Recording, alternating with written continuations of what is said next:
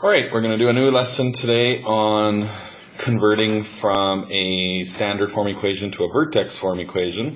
And the method we're going to learn is called completing the square. So it's a little bit tricky, but once you get the hang of it, you'll see it's not too bad. This is an example of what it looks like. So you can see we're going to switch from x squared plus 10x minus 9. We're going to switch that to vertex form, which is x plus 5 squared minus 34. So we're going to use sort of a backwards FOILing approach to get that. But before we do that, we're going to look at a method we've already learned. So in order to go from standard to vertex form, we have basically two options. We can do the completing the square, which we're going to learn in a minute, or we could do it using the y-intercept and the vertex p formula that we learned yesterday. So here's an example that we're going to take this standard form equation and we're going to switch it to that. We could graph both of those and we'd see that the graphs are exactly the same. So we know that the two equations have to be equal. So what we want to do is be able to figure out how we can convert back and forth. So let's start with the method we already know. So and this will always work. It just takes you maybe a little bit longer to figure it out. So here's our equation, 2x squared plus 12x plus 8. We know from the equation a equals 2. So that means it's positive, it's going to open upwards. And we know that the c value, in this case the 8, is our y-intercept. So we know we have a coordinate at 0, 8. So all we have to do then is figure out our vertex. So using the formula p equals negative b over 2a, we plug our numbers in. So in our formula b is 12, so that'd be negative 12. 2 times a of 2 gives you 4. Negative 12 over 4 gives us negative 3. So that means our vertex is at negative 3. All we need to do is figure out our q. So we can basically plug all of these bits of information into our equation. So our y-intercept would be our x and y coordinate. We have our a of 2. We know p is negative 3. So we basically have everything to solve except for q. So we just plug everything into our equation, put your 8 in for y, 2 in for a, 0 in for x, negative 3 in for p, and solve it for q. So we simplify all that, we end up getting a q of negative 10. So from there, we can basically write our vertex formula. So a of 2, p and q is negative 3 and 10, plug that in, and we're done. So the other option you could do, let me just quickly show you, we looked at this earlier. So you can either plug your p number into the vertex form like we just did, and we get the vertex equation automatically. Or the other option is we could put the p into the original, because p is our x coordinate, so we can actually plug it into the original to figure out the y coordinate. So whichever you prefer, it really doesn't make any difference. So we put a p in, so we have negative 3 squared plus 12 times negative 3 plus 8, and just type all that in on your calculator. So we get 2 times negative 3 would be 9, so 18 minus 36 plus 8. So that gives us 26 minus 36 would be negative 10. So in this case, if we do it this way, that gives us our q value. So we know our p and q is negative 3 and negative 10, and then from there we can write our equation either way. So it doesn't matter which formula you substitute in, you just have to plug it into one or the other to solve for q. So let's try a different one, same equation, same type of thing, but let's try it a different way. So looking at this one, we know a is negative 3. We know our y-intercept is negative 16. So we have an x, y coordinate of 0, negative 16. We need to solve for p. So negative b over 2a, so that would be negative of negative 12, so that's positive 12, over 2 times negative 3. So 12 divided by negative 6 is negative 2. So we have our p value. So the only thing we got left is our q. So this time, let's just plug it into the original. We'll try it this way. So we'll go negative 3 times negative 2 squared minus 12 times negative 2 minus 16. Type all that in your calculator, or you can do it in your head, whatever. We get negative 12 plus 24 minus 16, which would simplify to negative 4. So that's our q value. I've got it as y here, but really what we're doing is we're figuring out what y is going to be when p is negative 2. We know the vertex is going to happen when we get a q. So the p and q always go together. So that's it. We've got our key values. So our a is negative 3. Our p is negative 2. So that would be plus 2 in our formula. And our q is negative 4. And that's our conversion. So it works pretty good. Takes a little bit of steps and a little bit of rearranging, but it does work quite well. So now what we're going to do is figure out how can we do this using completing the square. So it does the exact same thing, just a different way of writing it. So let's learn this, and we'll go through a few examples to see if you get the hang of it. So it's kind of completing the square is like backwards foiling. So let's first of all FOIL this. We know that these two equations I'm giving you, I'm telling you, are already the same. We could graph them again to double check, but let's try this. So if we actually FOIL this one out, we'd have x plus 4 times x plus 4 minus 1. So we would get x squared plus 4x plus 4x plus 16 minus 1. So that would give us x squared plus 8x plus 16 minus 1, which would be 15. So you can see it actually is indeed the same equation. So what we're doing now is we basically want to do that process but in reverse. So what we have to do is look for patterns. We have to look for things that's going on here.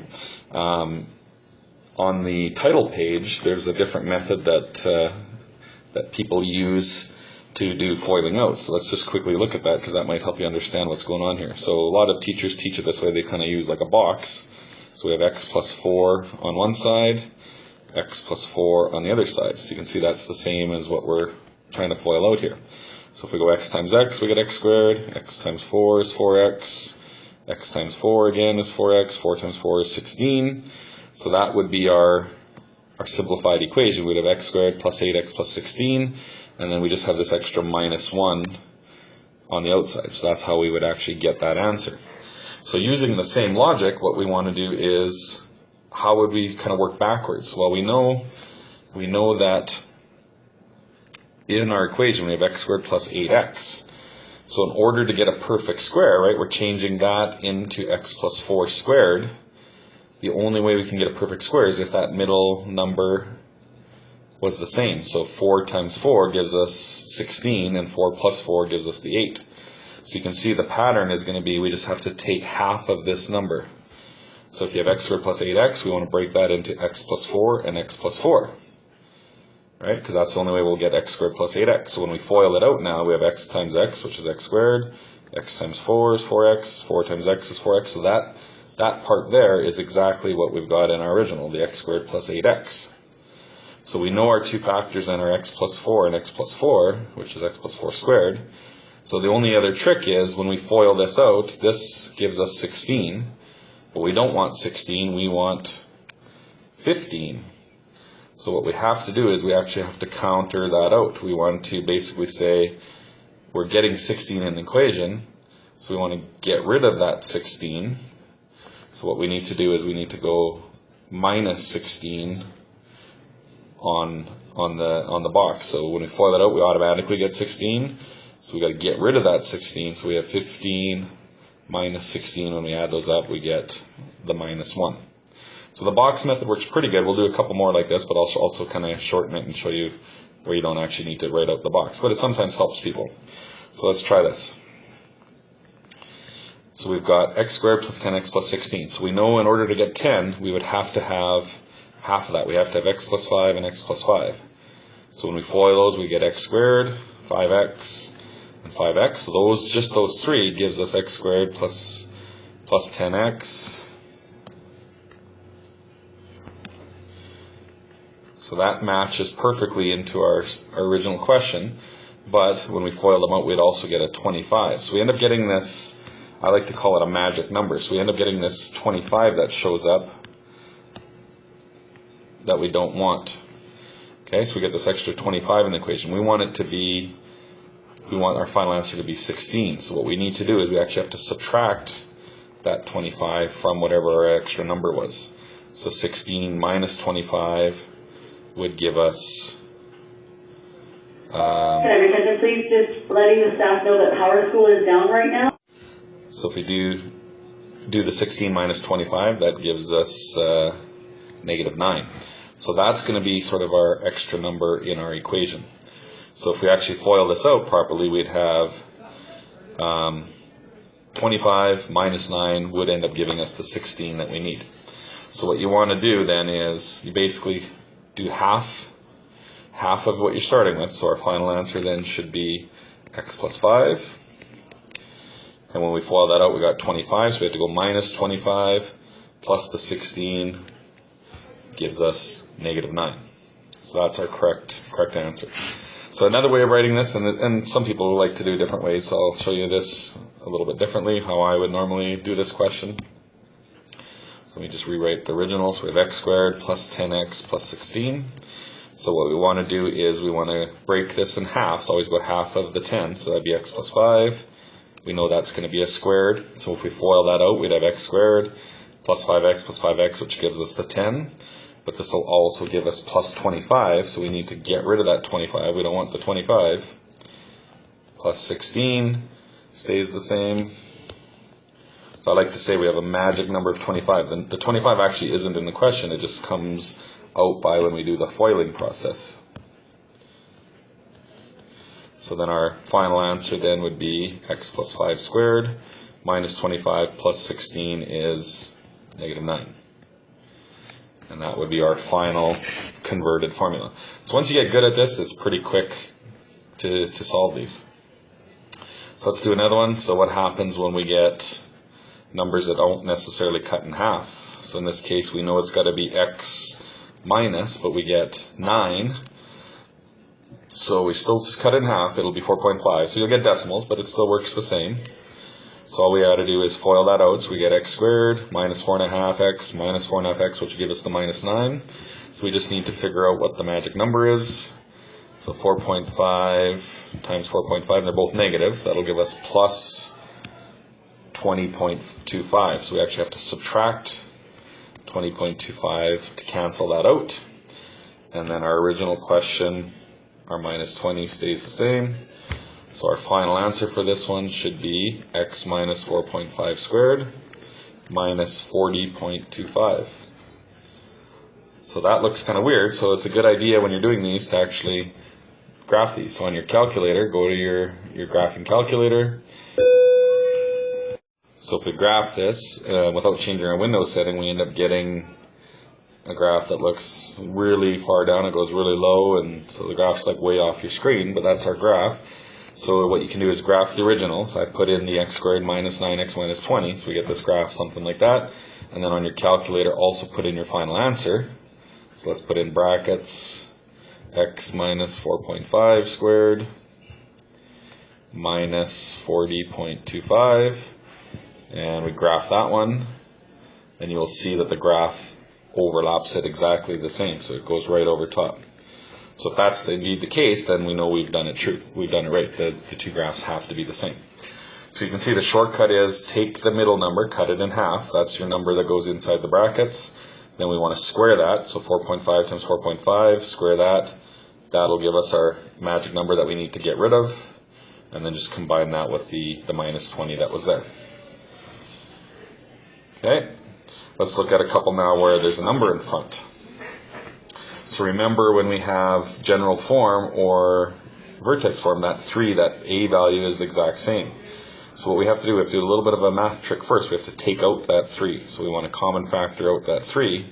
So that would give us x squared minus 6x. We don't worry about the 20, we just want to worry about the front 2.